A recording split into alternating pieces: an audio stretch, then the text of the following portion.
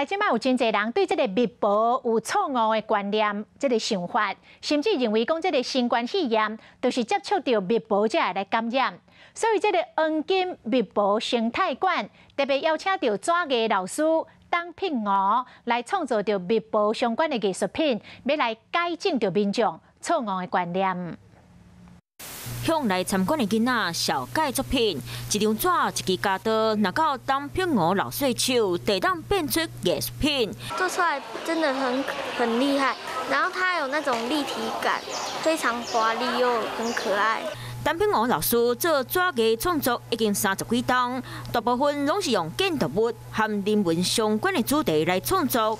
这摆创作是一种新体验，唔若要用胶刀加密保的花草，嘛要经过计算，才能用立体方式表现伊的动作。那我发觉说，我收集的资料，觉得蝙蝠展翼的时候，可以展现它非常优雅美丽的一面。 密保在传统文化内底是代表福气动物，欢迎有兴趣民众会当来欣赏老师的手艺，嘛来了解密保这项物种。Hello， 大家好，我是乃瑜，要教给大家2个任务。第一个，华视新闻的脸书专页，你按赞了吗？还有华视新闻的 YouTube 频道，赶紧订阅起来，还要记得按赞，开启小铃铛哦。